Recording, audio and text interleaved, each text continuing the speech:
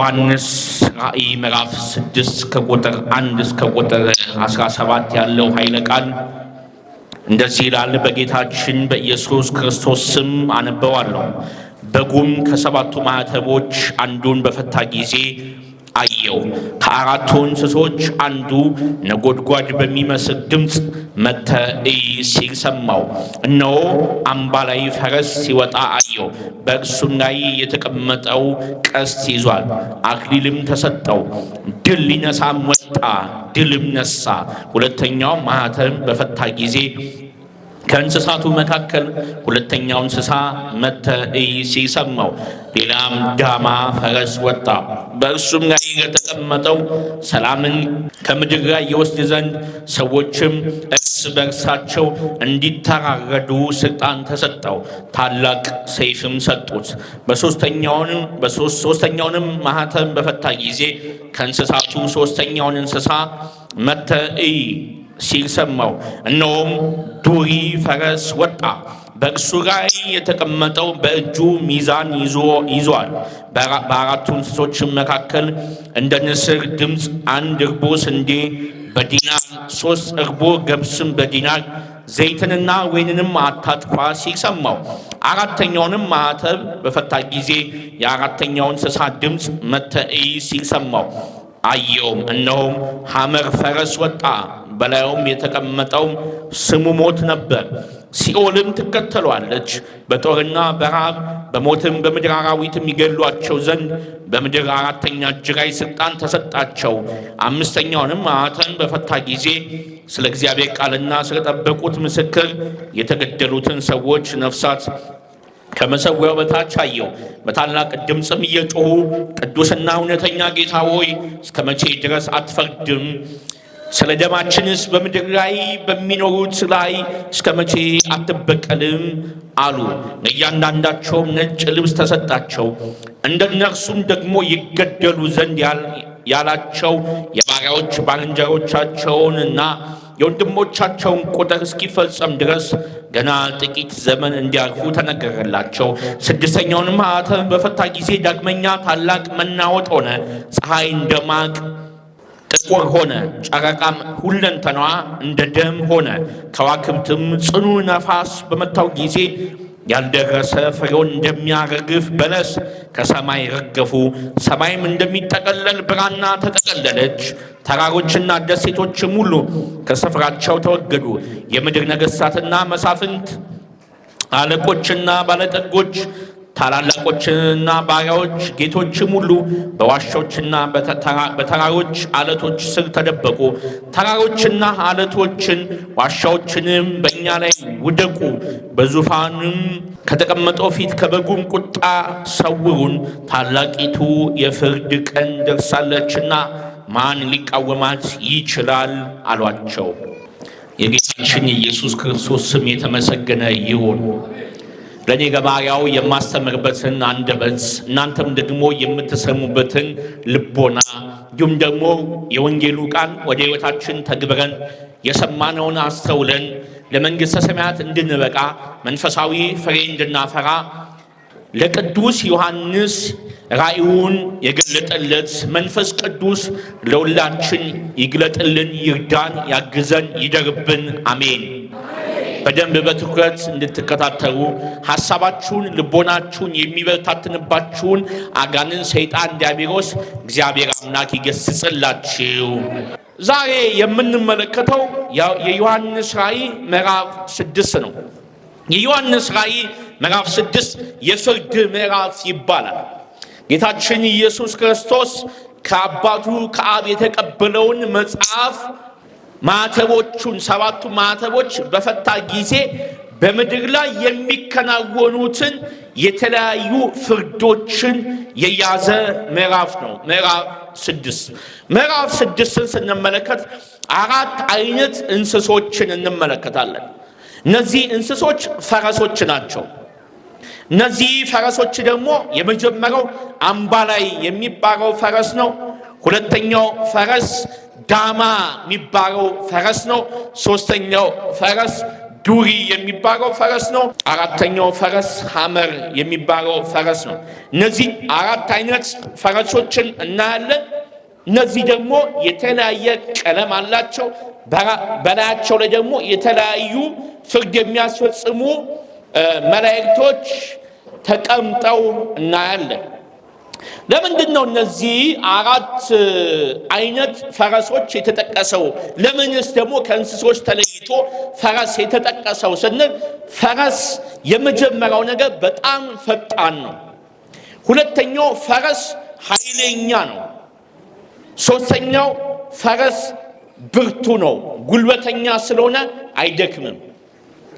ስለዚህ የእግዚአብሔር ፍርድ እንደ ፈረስ ሆኖ በዚህች ዓለም ላይ በኃይለኛ እንደሚፈጸም፣ በብርቱ እንደሚፈጸም፣ በታላቅ ሁኔታ እንደሚፈጸም፣ በፍጥነትም እንደሚፈጸም ለማሳየት ነው። ለዚህ ነው እነዚህ አራቱ ፈረሶች የተጠቀሱት። የመጀመሪያው የተጠቀሰው ፈረስ የአምባላይ ፈረስ ይባላል። የምን ፈረስ አልኳችሁ? የአምባላይ ፈረስ።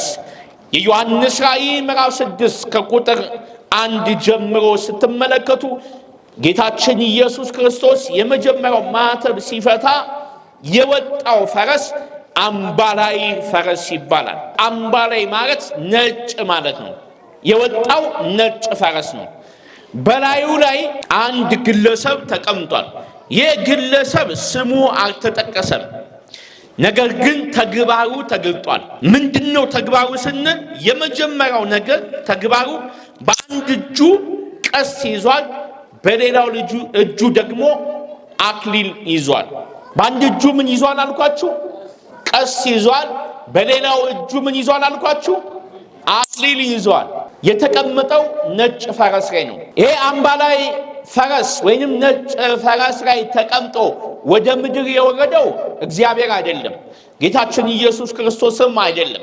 ለምሳሌ በዮሐንስ ራእይ ምዕራፍ 19 ከቁጥር 11 እስከ ቁጥር 13 ላይ አምባላይ ፈረስ ላይ ጌታችን ኢየሱስ ክርስቶስ ተቀምጦ እናያለን።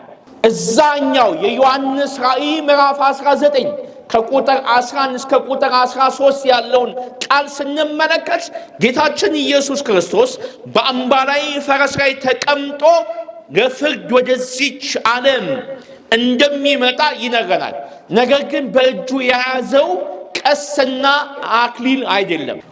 እንደውም ግልጽና ግልጽ በሆነ ሁኔታ አምባላይ ፈረስ ላይ የተቀመጠው ጌታችን ኢየሱስ ክርስቶስ እዚህ በኋላ ሰማይ ተከፍቶ አየው፣ እነሆም አምባላይ ፈረስ ወጣ፣ የተቀመጠበትም የታመነና እውነተኛ ይባላል፣ በጽድቅም ይፈርዳል ይዋጋልም፣ ዓይኖቹም እንደ እሳት ነበልባል ናቸው፣ በራሱም ላይ ብዙ ዘውዶች አሉ፣ ከእርሱም በቀር አንድ እንኳ የማያውቀው የተጻፈ ስም አለው፣ በደም የታለለ ልብስም ለብሷል፣ ስሙንም ቃለ እግዚአብሔር አሉት ይላል። እዚህ የተጻፈው ቁጥር ምዕራፍ 19 የተጻፈው ጌታችን ኢየሱስ ክርስቶስ እንደሆነ በደንብ አድርጎ በቃላቶቹ ማየት እንችላለን። እዚህኛው ምዕራፍ 6 ላይ የተጻፈው ግን አምባላይ ፈረስ ሲወጣ አየሁ ይልና በእሱም ላይ የተቀመጠው ቀስትና አክሊል ይዟል ይላል። ቀስና አክሊል የምን ምልክት ነው ሲባል፣ ቀስ የመውጊያ ሰዎችን የመጉጃ ምልክት ነው። እዚህ ፈረስ ላይ የተቀመጠው ደግሞ ግለሰብ ሌላኛው በእጁ የያዘው ምንድነው? አክሊል ይዟል። የሰማዕታት የሚሰጥ ወይንም ደግሞ አንድ ሰው በክርስትና ኖሮ እግዚአብሔርን አምኖ በእግዚአብሔር ቃል ታምኖ ሲሞት ሰማዕትነት ሲቀበል የሰማዕትነት አክሊል አገኘ የሚባለው የእስጢፋኖስ አክሊል የሚባለው ማለት ነው።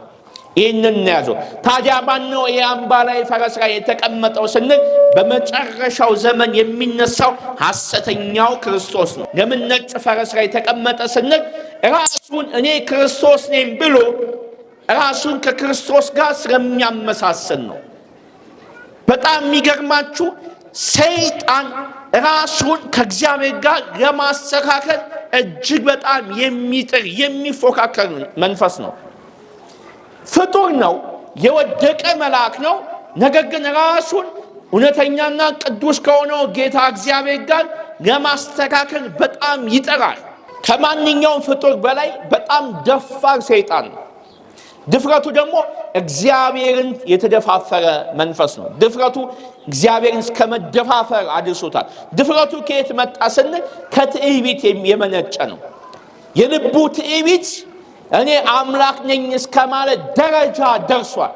በመጨረሻ ዘመን የሚመጣው ይህ ሐሰተኛም ነቢይ ራሱ እንደ ክርስቶስ እኔ ከድንግል ተወለድኩኝ ይላል።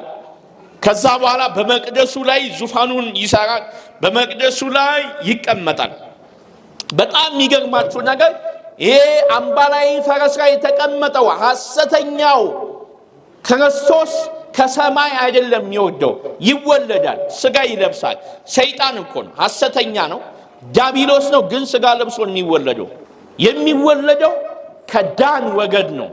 ከዳን ወገን እናቱ በመቃብር ስፍራ ስትሄድ አንድ አይኑ የጠፋ ሰው እሷን በመቃብር ውስጥ ይደፍራትና ከዛ በኋላ ተሸሽጋ እንደተደፈረች ሳትናገር ይህንን ሐሰተኛውን ነቢይ ተወልዷለች።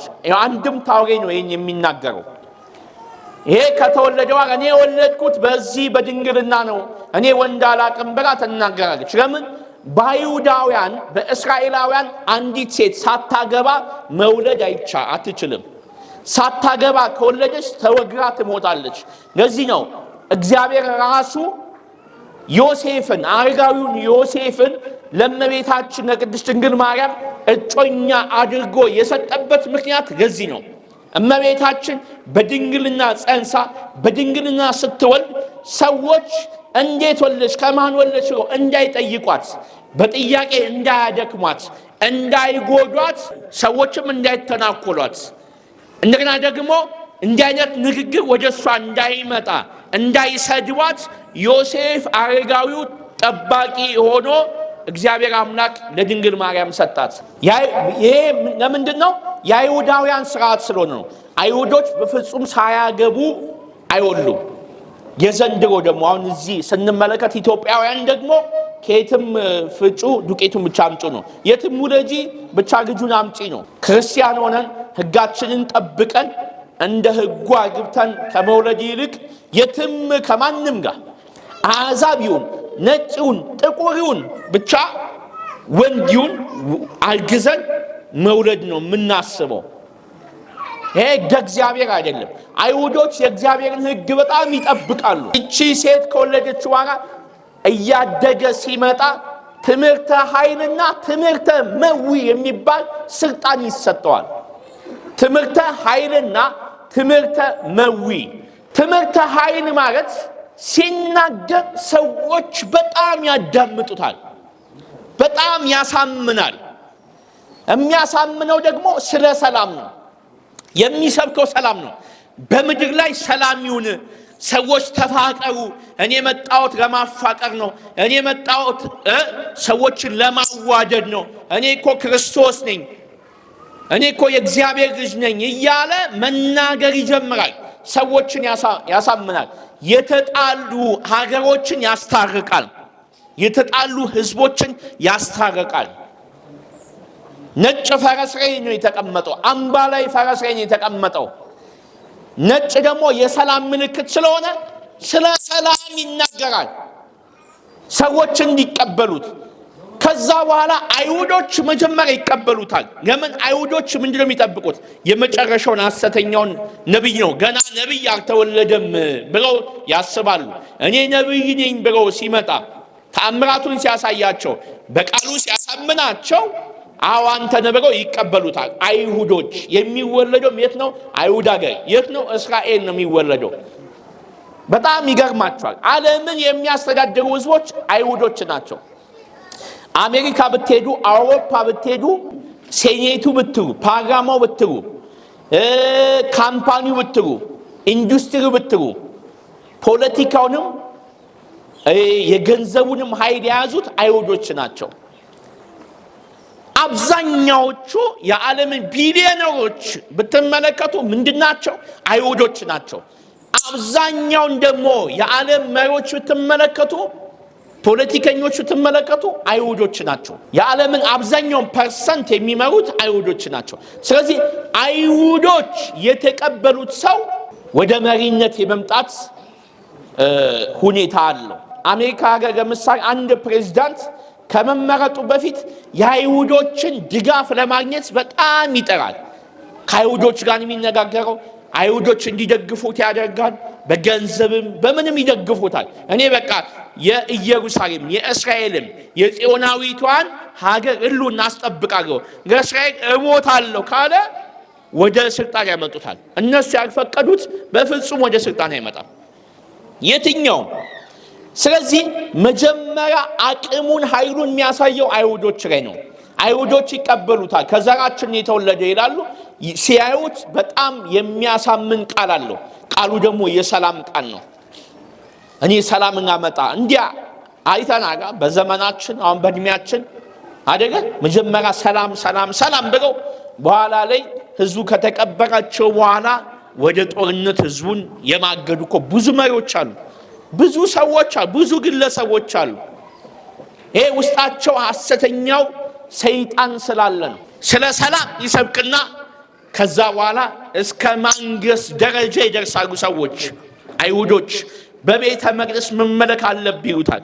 ተአምራት ያሳያል።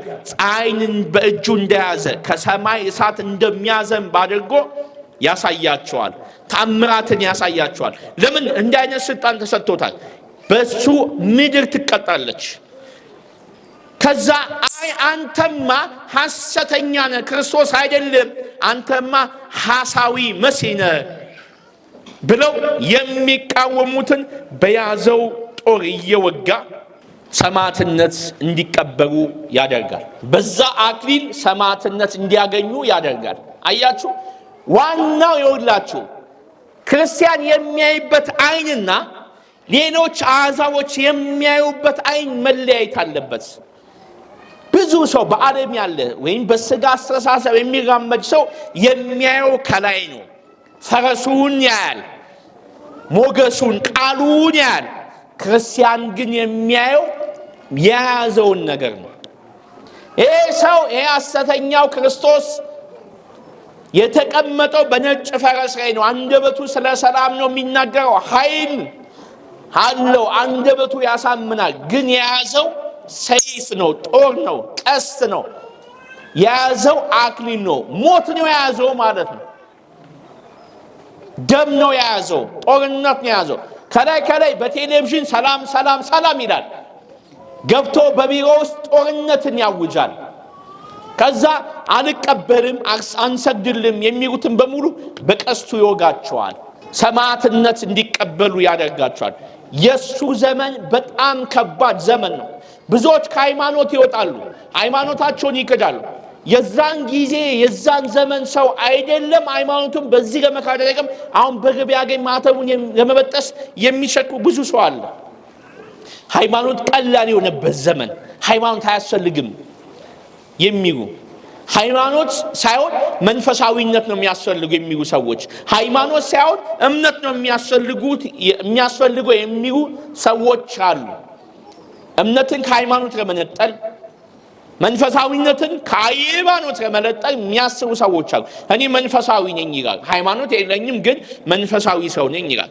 የትኛው መንፈሳዊ? አያችሁ፣ አሁን እዚህ ጋር ነው አይናችን በደንብ ማስተዋል ያለበት። ምንድነው መንፈሳዊነት?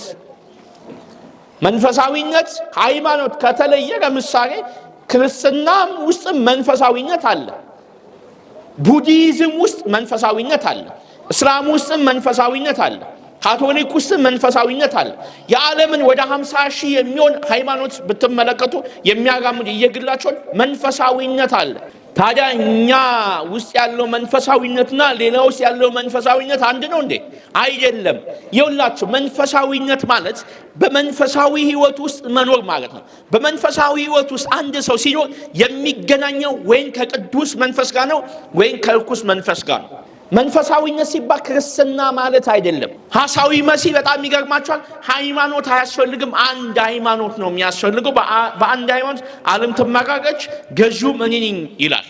ሰዎች ይቀበላሉ። ለምን እንደሚቀበሉ ታውቃላችሁ? ሃይማኖትን ይጠላሉ። ለምን አሁን ራሱ ሃይማኖት እንድንጠላ በጣም በመንፈቅና በፖለቲካ በጣም እየተወተወተን ነው። ዓለም እየወተወተችን ነው። ዲያብሎስ እየወተወተን ነው። በደንብ ልንነቃ ይገባል። ሃይማኖት የሌለው ሰው እንደ እንስሳ ነው የሚሆነው። ሃይማኖት የሌለው ሰው እግዚአብሔርን ሊያገኝ አይችልም። እኔ ነኝ በቃ ገዢ ሲል ሁሉም ይቀበሏል። ለምን ሁሉም ሰው ሃይማኖት እየጠላ ይመጣል። አሁን ለምሳሌ አውሮፓ ሃይማኖት የላቸው። መቼ በፊት ምን ነበሩ? ካቶሊክ፣ ከዛ ፕሮቴስታንት መጣ። ያንን ተቀበሉ። ከዛ ሙሉ ለሙሉ ከሃይማኖት ወጡ። በቃ ሙሉ ለሙሉ ተቆራረጡ። ሃይማኖት ያጋጫል ብሎ ያስባሉ። ስለዚህ አሁን የሃይማኖት ተቋማት ተብሎ አሁን አለ አይደል? ኢትዮጵያ ውስጥ የኢትዮጵያ የሃይማኖት ተቋማት ጉባኤ የሚባል አለ። አስቂኝ የዲያብሎስ ድርጅት። ልክ ኦርቶዶክስ ይመጣል፣ አንድ ጳጳስ ይጸልያል፣ ማይኩን ይሰጣል። ከዛ እስላሙ ይጸልያል፣ ማይክ ይሰጣል፣ ጴንጤው ይጸልያል። ምንድነው እንዴ? ፍትሐ ነገሥት እኮ ከማንኛውም በሃይማኖት ከማይመስል አሕዛብ ጋር ብትጸልይ ከክህነት ትሻራለህ ይላል ፍትሐ ነገሥት ምዕራፍ 6 ላይ። አንድ ኤጲስቆጶስ፣ አንድ ቄስ፣ አንድ ዲያቆን፣ ማንኛውም ክርስቲያን ከማይመስለው ጋር ቆሞ መጸለይ አልተፈቀደለትም። ክህነት ያሽራል። ሃይማኖቱ እንደካደ ነው የሚቆጠረው። ምን ማለት ነው? ቆሞ አብሮ መጸለይ በትብብር ስራዎች ለመስራት እሺ፣ ምንም ችግር የለም። ግን አብሮ መጸለይ ምን ይባላል? ከየትኛው የመጣው ነገር ነው? ታዲያ አሁን ሐሰተኛው ክርስቶስ እዚህ ቢመጣ አይቀበሉትም እንዴ? የሃይማኖት ተቋማት ጉባኤ ተብሎ ሁሉም አይነት መቻቻል ይላሉ። የሚባል የለም መቻቻል የለም። በሃይማኖት መቻቻል የለም። መቻቻል ለትዳር ነው፣ መከባበር ነው ሃይማኖት ያለው። መዋደድ መፋቀር ከማንኛውም ሰው ጋር የተገባ ነው። ነገር ግን ለጸሎት ለአምልኮ አብሮ መቆም ክልክል ነው። በቃ ሐሰተኛውም ክርስቶስ እኮ ይሄን ነው የሚያደርገው። በቃ አንድ ላይ ሆኑ ሃይማኖት እያባላን በሃይማኖት እየተባላችሁ ነው። እስላም ክርስቲያኑ እየተባላ ሲሆን አንድ የሆነ ሃይማኖት እንፍጠርና ከዛ አምልክ ይላቸዋል። እሺ ይሉታል። ያገም ሰዎች ያሳምናል። ትምህርተ ኃይል አለው። ትምህርተ መዊ አለው። ትምህርተ መዊ ማለት አሸናፊ ማለት ነው። በግዕዙ መዊ ማለት አሸናፊ ማለት ያሸንፋል። ዓለምን በሙሉ በአንድ ጠቅልሎ ያሸንፋል። ይሄ ነው መጥቶ ዓለምን የሚያስተው በሙሉ ይወድቁለታል። ጥቂቶቹ አንሰግድልም፣ እንሞታለን፣ አንገታችን እንሰጣለን ያሉትን ግን በቀስቱ እየወጋቸው በያዘው አክሊል ይገላቸዋል። ሁለተኛው ማዕተብ ሲፈታ የፍርድ ጊዜ ነው የመጣው በዓለም ላይ። የመጀመሪያው ማን የመጣው? ሐሰተኛው ክርስቶስ ሐሳዊው መሲህ ወደ ምድር ይመጣል። የመጀመሪያው ማዕተብ ሲፈታ፣ ይሄ ማዕተብ የሚፈታው ከማን ነው? ከክርስቶስ ነው። ፍርድ የሚወጣው ከማን ነው? ከክርስቶስ ነው። አሁን ምን መጥቷል ማለት ነው? አሁን እያየን ያለ ነው ነገረ ምጽአትን ነው። የምጽአት ዘመንን ነው እያየን ያለ ነው። ሁለተኛው ማዕተብ ሲፈታ የሚወጣው ፈረስ ዳማ ፈረስ ነው። ዳማ ማለት ቀይ ማለት ነው። ቀለሙ የዳማ ቀለም ቀይ ነው። ታዲያ እዚህ ላይ የተቀመጠው ስሙ አልተጠቀሰም። ነገር ግን ተግባሩ ተጠቅሷል። ምን ይዟል? እዚህ ዳማ ፈረስ ላይ የተቀመጠው ግለሰብ ታላቅ ሰይፍ ይዟል። ታላቅ ሰይፍ ተሰጥቶታል። ሰው ወደ ምድር ይወርድና ሰዎች እርስ በርሳቸው እንዲተራረዱ ያደርጋል። ልክ በቀይ ፈረስ ሲመጣና ከሰዎች መጀመሪያ የሚወስደው ፍቅር ነው። ከባልና ከሚስት፣ ከልጅና ከወላጅ፣ ከወንድማማች፣ ከእህትማማች፣ ከጓደኛሞች፣ ከህዝቦች ሙሉ ለሙሉ ፍቅርን ይወስዳል። ፍቅር የሚባል በምድር ላይ አይኖርም። ፍቅር ይቀዘቅዛል አይደለም። ፍቅር የዛን ጊዜ ይሞታል። ፍቅርማ አሁንም እኮ ቀዝቅዟል። ምን ፍቅር አለን? የለም እኮ ፍቅር የለም። በጣም ቀዝቅዟል። አንዋደድም፣ አንፋቀርም። በዛን ጊዜ ግን ፍቅር ሙሉ ለሙሉ ይሞታል። ፈላለጎ ለመገዳደል ነው። ሁሉም ሰው ከቤቱ ቆንጨራ ሰይፍ ይዞ ነው የሚወጣው። ከዛ ያገኘውን በሙሉ ይገላል። ሰዎች እርስ በርሳቸው ይገዳደላሉ አይደለም የሚለው፣ ይተራረዳሉ። አንገት ከሰውነት እስኪለይ ድረስ ነው ሰዎች የሚተራረዱት። በጣም ጨካኝ የሆነ ጊዜ ይመጣል። ሶስተኛው ማተብ በተፈታ ጊዜ ዱሪ ፈረስ ወጣ። ዱሪ ማለት ጨለማ ማለት ነው። ዱሪ ፈረስ ማለት ጨለማ። እዚህ ጨለማ ፈረስ ላይ የተቀመጠው ግለሰብ ስሙ አልተጠቀሰም፣ ነገር ግን በእጁ ሚዛን ይዟል። አሁን በያዙት ነገር ነው ምን እንደሆነ የምናውቃቸው በያዙት ነገር ነው እንጂ በተቀመጡበት ፈረስ አይደለም። ነጭ ፈረስ ላይ አንድ ነገር ስለተቀመጠ፣ ቀይ ነገር ላይ አንድ ነገር ስለተቀመጠ፣ ጨለማ ነገር ላይ አንድ ነገር ስለተቀመጠ ይሄ እንዲህ ነው ልንል አንችልም። ይሄ እንዲህ ነው ብለን የምንናገረው በያዙት ነገር ነው። ይሄ ሶስተኛው ዱሪ ፈረስ ላይ የተቀመጠው ጨለማው ፈረስ ላይ የተቀመጠው በእጁ ሚዛን ይዟል። ሚዛን የረሃብ ምልክት ነው። እንግዲህ መጀመሪያው ሐሰተኛው መሲህ መጣ። ሁለተኛው ደግሞ ሰዎች እርስ በርሳቸው እንዲታረዱ የሚያደርግ መንፈስ መጣ። ከዛ በኋላ ሶስተኛው የመጣው ረሃብን በምድር ላይ የሚያመጣ ነው። ሚዛን ሁሉንም እኩል የሚያደርግ ነገር ነው። ሚዛን ምንድን ነው? አንድ ነገር ሲመዘን እኩል ለማድረግ ነው አይደለ? በዓለም ላይ የሚመጣው ረሃብ በዛን ጊዜ ሁሉንም እኩል የሚነካ ነው።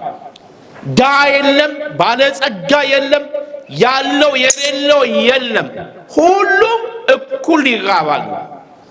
በዛን ጊዜ እንግዲህ እስኪ ተመልከቱ። አሁን ሐሰተኛው ክርስቶስ በራሱ ዓለምን ያስጨንቃል፣ ብዙዎችን ይገላል። ሁለተኛው ደግሞ የመጣው ሰዎች እንዲገዳደሩ ያደርጋል። ሰዎች ረፍት የላቸውም። እዚህ ሐሰተኛው ክርስቶስ ያስጨንቃቸዋል። ከዛ ትንሽ ደግሞ እፎይ ሲሉ ደግሞ እርስ በርሳቸው ይገዳደላሉ። ስለዚህ ምንድን ነው? ገበሬው እርሻ ማረስ አይችልም። በምድር ላይ እርሻ አርሶ እህል መብቀል አይችልም። ሁሉም ጦርነት ላይ ነው ያለው። እህል አይኖርም ማለት ነው። እህል ከሌለ ደግሞ ሰዎች የሚበሉት ነገር ያጣሉ፣ ይቸገራሉ። የኑሮ ውድነት ይከሰታል። በከፍተኛ ሁኔታ እህል ይወደዳል። እህል ከመወደዱ የተነሳ አንድ ስንዴ አንድ እርቦ ስንዴ በአንድ ዲናር፣ አንድ ዲናር ማለት ሰዎች ሰርተው የዕለት ገቢያቸው ሙሉ ቀን ሰርተው አንድ ዲናር ነው። በዚህ የሚገዙት አንድ እፍኝ የሆነ ስንዴ ነው። ከዛም 3 እርቦ ገብስ በአንድ ዲናር። ለምን? ስንዴው እንዲበሉ ገብሱን ደግሞ በውሃ አድርገው እንዲጠጡት። ከዛ ዘይትንና ወይንን ግን አይነካም፣ አታጥፋ በለው ብሎ ይነግረዋል። ዘይትና ወይን ለምንድን ነው የማይጠፉት? ለሕክምና ስለሚውል ነው። ዘይቱንም ወይኑንም ለሕክምና ስለሚውል ነው። ይህንን ዲያብሎስ ለምንድን ነው በዛን ጊዜ የሚያደርገው? እግዚአብሔር አምላክ ሙሉ ለሙሉ ስልጣኑን ክልከላውን ከምድር ላይ ስለሚያነሳ ነው። አሁን ሰይጣን በእኛ ህይወት ላይ በእኛ ማንነት ላይ ስልጣን የሌለው እግዚአብሔር እየከለከለው ስለሆነ ነው። እግዚአብሔር አምላክ ሉሲፈርን ስለከለከለው ነው ዓለምን እንዳትጠፋ ያደረገው። የዛን ጊዜ ግን የእግዚአብሔር የመከልከል ስልጣን ይነሳል። እግዚአብሔር ያነሳል ስልጣኑ። ሲያነሳ አለ የለም የተባለ ሰይጣን በሙሉ ነው ወደ ምድር የሚለቀቀው። አሁን እኮ የእግዚአብሔር ቸርነት ስላለ ነው እየቀጠቀጠ ምናስረው ምናስወጣው። የእግዚአብሔር ኃይል ስልጣን ከእኛ ጋር ስለሆነ ነው። የዛን ጊዜ ግን እግዚአብሔር ሙሉ ለሙሉ ስልጣኑን ያነሳል ከምድር ላይ። ምድር ስትበድል የዓለም ፍጻሜ ይመጣል። ሰዎች በጦርነት፣ ሰዎች በረሃብ ይሰቃያሉ፣ ይሞታሉ፣ ይረግፋሉ። አራተኛው ማተብ ሲፈታ የሚወጣው ፈረስ ሐመር ፈረስ ነው። ይሄ ሐመር ፈረስ የሚለው በግዕዙ ፈረሰ ሐመልሚል ይለዋል። ሐመልሚል ማለት የሚያንጸባርቅ ማለት ነው። የሚያንጸባርቅ የሆነ ያማረ ፈረስ ማለት ነው። በጣም ይገርማችኋል። ፈረሱ ያማረ ነው፣ የተቀመጠው ግን ያላማረ ነው። ፈረሱ ቆንጆ ነው፣ የተቀመጠው ግን ቆንጆ ያልሆነ ነው። እንግዲህ እዚህ ያማረ ፈረስ ላይ የተቀመጠው ስሙ ሞት ይባላል ይላል። 3ቱ ላይ ስማቸው አልተጠቀሰም፣ አራተኛው ግን ስሙ ተጠቅሷል። እዚህ ሐመር ፈረስ ላይ የተቀመጠው ስሙ ሞት ይባላል ይልና የሚከተለው ሰራዊት ሲኦል ነው ይሏል። ሲኦል ሞት ነው፣ ከኋላ ግን ሲኦል ይከተሏል ይላል። ሲኦል አፉን ከፍቶ በሙሉ ወደ ምድር ይወርዳሉ። ሞት ከፊት ለፊት እስኪ አስቡት። ሞት እኮ አሁን አለ፣ ግን የዛን ጊዜ ያለው ሞት ሲኦል የሚከተለው ነው። ሲኦል ተከተለው ማለት ምን መሰላችሁ? ሞት የሚወስዳቸው ሰዎች በጅምላ ነው ማለት ነው። አራተኛው ማዕተብ በተፈታ ጊዜ ሐመር ፈረስ ወጣ፣ በራሱ ላይ የተቀመጠው ስሙ ሞት ይባል ነበር። ከኋላውም ሲኦል ይከተሏል ይልና 1/4 የዓለም ሕዝብ ያልቃል። ኦልሞስት እኮ ግማሹን ይጨርሰዋል ማለት ነው። ስንት ቢሊየን ሕዝብ ይሆናል የዛን ጊዜ የሚኖር? አሁን ወደ 8 ቢሊየን አካባቢ ነው አይደል? 1/4 እስኪ ሲሆን አሁን 2.5 አካባቢ ማለት ነው። 2.5 ቢሊየን እኮ አልቆ እኮ አያልቅም በምድር በአንድ ጊዜ ሁሉም እንደዚህ አልቆ አያልቅም። ለምሳሌ አንደኛው ዓለም ጦርነት፣ ሁለተኛው ዓለም ጦርነት፣ የተለያየ ወረርሽኝ ምናምን ሲነሳ በሚሊየን የሚቆጠር ሰው እንጂ በአንዴ በጅምላ የሚያልቀው በቢሊየን ደረጃ ሰው አልቆ አያልቅም። ሂሮሺማ ላይ እንኳን ናጋሳኪ ላይ ጃፓን ላይ አሜሪካ የጣለችው ቦምብ አቶሚክ ቦምብ የኒውክሌር ቦምብ 200,000 ሰው ነው የገደለው። በዛን ጊዜ በእርግጥ 200,000 ሰው ብዙ ነው፣ በዛ ከተማ የነበረ ሰው ነው። ግን ይሄ በቢሊየን የሚቆጠር የዓለምን ሕዝብ በጅምላ ነው የሚጨርሰው። ለምን? ከኋላ የሚከተለው ሲኦል ነው። የነካው ያየ ሁሉ ነው የሚሞተው። የነካው በሙሉ ነው የሚሞተው። በቃ እሱ ባለፈበት ቦታ በሙሉ ነው ሰው የሚያልቀው። የሚመጣው ሞት በጅምላ የሚጨርስ ነው። ማንንም መቅበር አይችልም። በምን እንደሚሞቱ ራሱ አያውቁም። ለምን? የዛን ጊዜ ሕክምናውን በቃ ስራውን ያቆማል። አይችልም። የእግዚአብሔርን ፍርድ ምንም አይነት ሳይንስ ማቆም አይችልም። ምንም አይነት የሳይንስ ፍልስፍና ያቆም አይችልም። በሙሉ ያልቃሉ። ከዛ በኋላ 5ኛው ማዕተብ ይፈታል። 5ኛው ማዕተብ ሲፈታ ፈረስ አይደለም የሚወጣው። በጣም ይገርማቸዋል።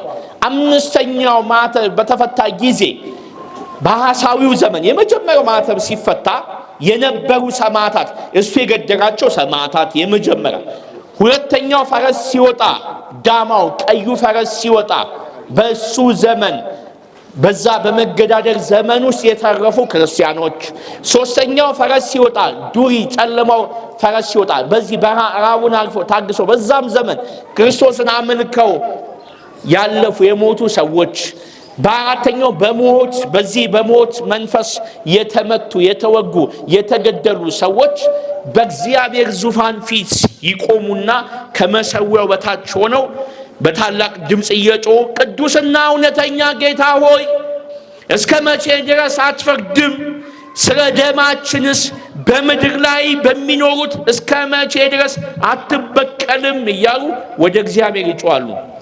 እነዚህ ሰማዕታት አንድምታው በሁለት አይነት ይተረጉማል። አንደኛው አሁን በነገርኳችሁ በዛም በምጽአት ጊዜ በመጨረሻው ዘመን ሃይማኖታቸውን የጠበቁ ስለ እግዚአብሔር ቃልና የእግዚአብሔርን ቃል ጠብቀው ምስክር ሆነው የሞቱ ሰዎች፣ እነዚህ ሰማዕት የሆኑ ሰዎችና ዘመነ ሰማዕታት የሚባል ደግሞ አለ። ከሐዋርያት ዘመን ጀምሮ ከእስጢፋኖስ ጀምሮ የሞቱ ሰማዕታት እግዚአብሔር ሆይ እስከ መቼ ድረስ አትፈርድም? ስለ ደማችንስ በምድር ላይ በሚኖሩት እስከ መቼ ድረስ አትፈርድም? እያሉ ይከሳሉ፣ ጥያቄ ያቀርባሉ። ምን ማለት ነው? ለምን አትፈርድም ማለት ምን ማለት ነው? ለምን አትበቀልም ማለት ምን ማለት ነው? እግዚአብሔርን ፍትህ እየጠየቁት ነው።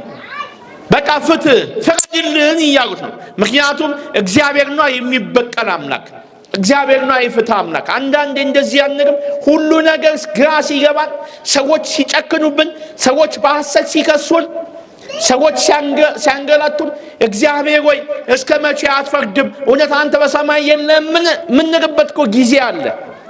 እንደዚህ ብለው ይጸልያሉ። ይሄ ጸሎት ለመጀመሪያ ጊዜ ነው እዚህ የተጠቀሰው። ለመጀመሪያ ጊዜ ከዮሐንስ ራእይ በፊት ያሉ ለምሳሌ መጽሐፍ ስትመለከቱ ጌታ ወይ የሚያደርጉትን አያውቁምና። ለምሳሌ እስጢፋኖስ ሲገደል ምንድን ነው ያለው? እግዚአብሔር ወይ የሚያደርጉትን አያውቁምና ይቅር በላቸው። ጌታ ራሱ ተሰቅሎ ምንድን ነው ያለው? አባት ሆይ የሚያደርጉትን አያውቁምና ይቅር በላቸው። የቅዱሳን ጸሎት እንደዚህ ነው። በመጨረሻው ዘመን ግን ቅዱሳን ራሱ ከመሰዊያው በታች ሆኖ ፍርድ ይጠይቃሉ። ተበቀልልን ይሉታል፣ ፍረድልን ይሉታል። በሰማይ ሆነው እኮ በምድር ወደሚኖሩት የሚያስፈርዱት የገደሏቸውን ነው እያስፈረዱ ያሉት። ቅዱሳን ምልጃቸው እንዲህ ነው፣ ያስፈርዳሉ። የቅዱሳን ምርጃ ምህረትም ያወርዳል መዓትም ያወርዳል። ፍርድ ጠየቁ፣ በቃ ፍትህ ጠየቁ። የፍትህ አምላክ አንተ ነህ፣ ዳኛ አንተ ነህና እባክህ ፍረድልን ይሉታል። ከዛ ምን ብሎ እግዚአብሔር ይመልስላቸዋል? ነጭ ልብስ ይሰጣቸውና፣ ነጭ ልብስ ማለት ክብር ያለብሳቸዋል፣ የበለጠ ክብር ያለብሳቸዋል። የበለጠ ክብር ይሰጣቸውና እንደናንተ የኔን ቃል የሚጠብቁ ጥቂት ባሪያዎች አሉና እነሱ ወደዚህ እስኪመጡ ድረስ ታገሱ ይላቸዋል። ምክንያቱም በእግዚአብሔር ዘንድ የተጻፉ ሰማዕታት አሉ፣ ሰማዕትነት የሚቀበሉ እነሱ በሙሉ ወደ ሰማይ ሰማዕትነት ተቀብለው እስኪሄዱ ድረስ ታግሳችሁ እረፉ ይባሉና ነጭ ልብስ ይሰጣቸዋል። ይሄ አምስተኛው ማዕተብ ሲፈታ በሰማይ የሚደረግ ትልቅ የሆነ ምስጢር ነው። ከዛ ስድስተኛው ማዕተብ ይፈታል። ስድስተኛው ማዕተብ በተፈታ ጊዜ ዳግመኛ ይላል፣ ዳግመኛ ታላቅ መናወጥ፣ ፀሐይ እንደማይ ጥቁር መሆን፣ ከሰማይ ከዋክብት ወደ ምድር መርገፍ፣ በምድር ላይ የምድር መንቀጥቀጥ፣ እነዚህ በሙሉ ይከናወናሉ። ይሄ ቀላል አይደለም። አሁን ስድስተኛው ስነግራችሁ አሁን ብንማረው 1 ሰዓት ይፈጃል። የዓለም ህልፈት ዓለም የሚባለው የማቴዎስ ወንጌል ምዕራፍ 24 ጌታችን ኢየሱስ ክርስቶስ ያስተማረው በደብረ ዘይት ቁጭ ብሎ የነገራቸው ስለ መጨረሻው ዘመን ነው። ሰማይ እንደ ብራና ይጠቀለላል፣ ከዋክብት ይረግፋሉ፣ ሰዎች በምድር ላይ ያልቃሉ። እነዚህ ነገሮች እንግዲህ በመጨረሻው ዘመን የሚከሰቱ ነገሮች ናቸው። እንዲህ ሲሆን ጨካኞች፣ ምክንያቱም ቅድም ምን አይተናል? ሰማዕታት ፍረድልን ብለዋል አይደል? እነሱ ከጸለዩ በኋላ ነው ይሄ የሚከሰተው። ምክንያቱም እሺ ተብለዋል፣ ነጭ ልብስ ተሰጥቷቸዋል። ስለዚህ ፍርዱ መፈጸም አለበት። ፍርዱ ሲፈጸም ምን ይሆናል? ተራሮችና ደሴቶች ሁሉ ከስፍራቸው ይወገዳሉ። የምድር ነገሥታትና መሳፍንት፣ አለቆች፣ ባለጠጎች፣ ታላላቆችም፣ ባሪያዎችና ጌቶችም ሁሉ በዋሾችና በተራሮች አለት ስር ይደበቃሉ ይላል። ምድር እባክሽ ደብቂኝ እያሉ ምድርን ይለመኗታል። ምድር ግን እንኳን ሰማቸው፣ እሷም በዛን ጊዜ ትጠቀለላለች፣ ታልፋለች። እነዚህ 7ቱ ማዕተቦች የሚፈቱበትን ጊዜ የሚያውቀው እግዚአብሔር ብቻ ነው። ታዲያ በዋናነት እኛ እነዚህ ማዕተቦች ሲፈቱ ከነዚህ አይነት ፍርድ ለማምለጥ ምን እያደረግን ነው? በሕይወታችን ምን እየሰራን ነው? ምን እያከናወንን ነው?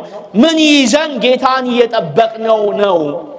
በዙፋኑ ፊት ስንቆም፣ በዙፋኑ ፊት እኛ በመላእክቱ ፊት ስንቆም ለእግዚአብሔር ምን ልንመልስ ተዘጋጅተናል? ወገኖቼ ምን የጽድቅ ሥራ አለ? ምን መልካም በጎ ሥራ አለን?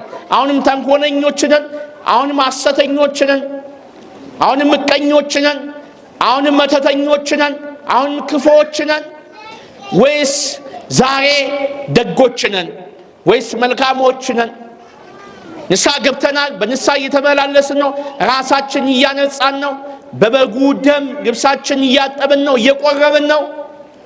ሌሎች መልካም ነገር እያደረግን ነው? ከዚህ ፍርድ ለማምለጥ ምን እየሰራን ነው? እንደ ባለጠጎቹ፣ እንደ ታላላቆቹ፣ እንደ ባለስልጣኖቹ፣ እንደ ነገሥታቱ ምድር ደብቂ እንላት ነው? የዛን ጊዜ በእኛ ዘመን ይፈጸም፣ በልጆቻችን ይፈጸም። በዛን ጊዜ የሚፈጸመው ነገር እዚህም ኖርን ሰማይም ኖርን በሁላችን ያገኘናል። ወይም በጽድቅ ሆነን በጌታ በስተቀኝ እንቆማለን። እናንተ አባቴ ብሩካን ወደ እኔ ኑ፣ ዓለም ሳይፈጠር የተዘጋጀላችሁ መንግሥተ ሰማያት ውረሱ ይለናል። ወይንም ደግሞ በግራው ቆመን እናንተ ርጉማን ከእኔ ሂዱ፣ ለዲያብሎስና ለሰራዊቱ የተዘጋጀውን ገሃነም ውረሱ ይለናል። የትኛውን ነው ለመምረጥ ያሰብነው? ከነዚህ ማዕተብ ለማምለጥ ምን እየሰራን ነው? ክርስቲያኖች ምን እየሰራን ነው? ምእመናን ምን እየሰራን ነው? አገልጋዮች ምንድነው እያተረፈን ያለ ነው? አሁን ገንዘብ ነው እያተረፈን ያለ ነው። በቃ አሁን ገንዘብ 100 ብር 200 ብር 200 ብር እንዲሆን 200 ብር 1000 እንዲሆን 1000 100,000 100,000 ሚሊዮኑ ቢሊዮን እንዲሆን ነው እድሜ ልክ የምንለፈው ከልጅነታችን እስከ ሽበታችን። በቃ ገንዘብ ለማጠራቀም ነው እንጂ አንድ ቀን ጽድቅ ለማጠራቀም ደክመን አናቅም። አንድ ቀን ለፍተን አናቅም። ምንለፋው ለምድር ነገር ቁሳቁስ ለማከማቸት ቤት ለመስራት መኪና በቃ እንዲህ ነው። እንዲህ ስን ዘመናችን ያልቅና ወደ መቃብር ስናገኝ ምንድን የምናስበው? የሆነች ወንበሬ ቁጭ እንርና ያው ገንዘቡን ሰራውት፣ ገንዘቡ መጣ፣ ንብረቱ መጣ፣ ምን ቀረኝ? ቁርባን ይቀረኛል ለካ ቺንሷ ግዴለም ብሎ በሸመገንበት ዘመን እንደምንም እየተገፋን እንደምንም በከዘራ መተን እንግዲህ አንሳ አባቴ እንግዲህ በዘመን ያልመጣውኝም እንደው ያቃሉ ስሮጥ ልጆቼን ለማሳደግ ቤቴን ለመሙላት በዚህ ስር ድርጅት የሚስል እነዛን አደረኩ። እስካሁን ደግሞ እቺ የቀረችኝ ቁርባኗ ነችና እስኪ እንደው እንድቀበር ይፍቱኝና ልቀበል። በቃ እንደዛ ከሆነ እሺ ተቀበል፣ እሺ በቃ እቀበላለሁ። ተቀብሮ ቁጭ። እንዲህ አይነት ክርስትና የለም። አንቀልድ እንጂ እንደው ጡረታ መውጫ አይደለም እኮ ቁርባን። እንደው የሆነ ቀን ትዝ ሲለን የምናስበው ነገር አይደለም እኮ የጌታ ስጋና ደም። አሁን ልብ ባለን ጊዜ ባስተዋልን ጊዜ እምነት ባለን ጊዜ የምንቀበለው ነገር ነው የጌታ ስጋና ደም። አውቀነው አምነነው ነው መቀበል ያለብን። የክርስቶስ ስጋና ደም ለመውሰድ ስላረጀን በቅተናል ማለት አይደለም። እድሜያችን ስለሄደ በቅተናል ማለት አይደለም። ያረጀ ሰው በቅቷል ማለት አይደለም። እድሜው ነው እንጂ የበቃው በጽድቅ አልበቃም። የብቃት ጉዳይ አይደለም፣ የእምነት ጉዳይ ነው። የምንቀበለውን ስጋና ደም አውቀነዋል። አንዳንዱ በጣም ይገርማቸዋል። የሚካኤል ቀን ይቀበርና የማን ስጋና ደም ተቀበር ሲባል የሚካኤል ይላል። በእውነት ነው የምላችሁ፣ በእውነት እኔ ማገለግልበት ደብር ያደኩበት ደብር አለ። አዲሱ ሚካኤል አውቶቡስ ተራ አለው ማለት ነው። ደብረ መዊ ቅዱስ ሚካኤል ቤተክርስቲያን በጣም ይገርማቸዋል። 3 መቅደስ አለው። በስተግራ የሚካኤል በስተቀኝ የገብርኤል መሀል ላይ የእመቤታችን የመድኃኒዓለም አለ እና ብዙ ሰው የሚሰልፈው መሀል ላይ ነው። አረባካችሁ በዛኛው ጋር ሂዱ፣ በዛኛው በሚካኤል መንበር ወይንም በዛኛው በገብርኤል መንበር ሂዱ ስንላቸው አይኔ መድኃኒዓለም ነው የምፈልገው ዛሬ ሚካኤልን አልፈልግም ይላሉ። ይሄን ያህል ነው። በጣም ያሳዝናል። ግን እነሱ አይደለም የሚፈረድባቸው። የሚፈረድበት እነሱ እንዲቀበሉ ንስሐ ይሰጣቸውና ተቀበሉ ያላቸው ንስሐ አባታቸው ነው። ሳያስተምራቸው ምንድነው ቅዱስ ቁርባን ማነው ጌታ ብለው ሳይነግራቸው ሳያሳምናቸው ተቀበሉ ያላቸው ነው የሚጠየቀው። እነሱ አይደሉም።